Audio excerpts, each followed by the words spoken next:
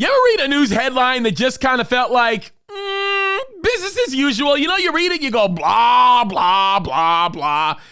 Until one little detail in the headline changes everything. Now, I am going to read you a headline without the little detail, and then you'll hear it and go, blah, blah, blah, blah, blah. Then I'll add the detail for you. You ready? Here it is. Protesters in trample U.S. and Israeli flags ahead of Soleimani death anniversary. Now, for those of you that don't know, of course, Soleimani was killed on January the 3rd, 2021. So we're talking about the 1-year anniversary. Now, of course, January 3rd has come and gone. Let's read the title again without the little detail that makes a difference. Okay, here it is. The detail that doesn't make a difference, or makes a big difference. I'm going to pull it out.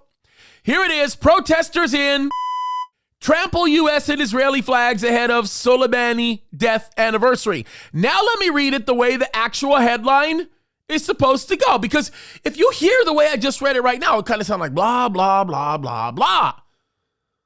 Here it is. Protesters in Baghdad. Baghdad, folks. We're talking about Iraq. Protesters in Iraq, who in essence are sworn enemies of Iran, even though they're not big fans of the U.S.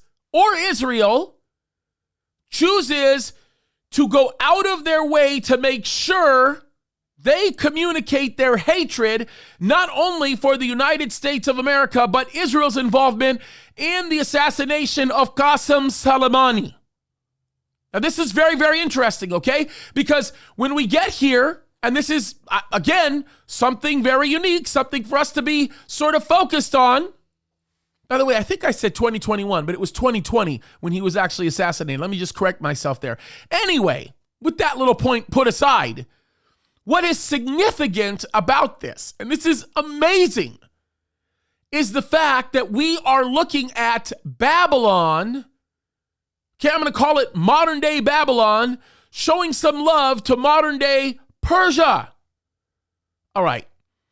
I don't have the time to connect all the dots for you, but let me just simply tell you the world of Ezekiel chapter 38 continues to be forming in front of us. And when you start looking at Revelation chapter 17, when you look at chapter 15, in chapter 14, you begin to expound upon the picture of Babylon and what Babylon is all about, both the physical geographic location and what everybody calls Mystery Babylon. You begin to realize that we are watching the formulation of everything that needs to happen in order for many of the things in the tribulation to take place.